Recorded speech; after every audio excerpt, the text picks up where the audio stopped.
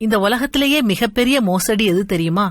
பணம் பார்த்து, நகை பார்த்து, பொருள் பார்த்து, சொத்து பார்த்து, அழகு பார்த்து, நிறம் பார்த்து, பாரம்பரியம் பார்த்து, நாள் பார்த்து, நேரம் பார்த்து, எல்லாத்துக்கும் மேல ஜாதி பார்த்து திருமணத்தை நிச்சயம் பண்ணிட்டு அழைப்பிதழ்ல இந்த காரியம் கர்த்தரால் வந்ததுன்னு வசமா ஒரு வசனம்.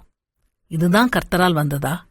கர்த்தருக்கு புறம்பான வகையில சுய வெறியோட நிச்சயம் பண்ணிட்டு அவரால வந்ததாக அச்சிடுறதுதான் இந்த உலகத்துல மிகப்பெரிய மோசடி. எல்லாம் நம்ம இஷ்டத்துக்கு செய்யறோம். நம்ம விருப்பப்படி பொண்ணு மாப்பிள்ள பார்த்து கல்யாணம் பண்ணி வைக்கிறோம்.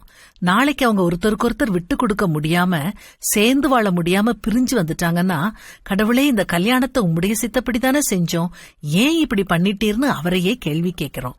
இது என்னங்க நியாயம்?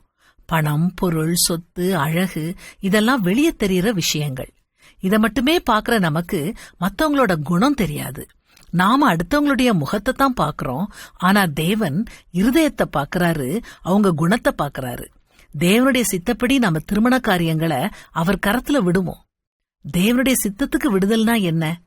நமக்குன்னு எந்த விருப்பு வெறுப்பும் இல்லாம அப்படியே அவர் சித்தத்துக்கு நம்மளை ஒப்புவிப்பதுதான் தேவனுடைய சித்தத்துக்கு விடுறதுன்னு அர்த்தம். அப்படி செய்யாம நமக்கு பிடிச்சவங்கள நாம தேர்ந்தெடுத்துட்டு, ஆண்டவரே நீர் இந்த திருமணத்தை ஆசீர்வதியும்னு சொன்னா அது சரியில்லை.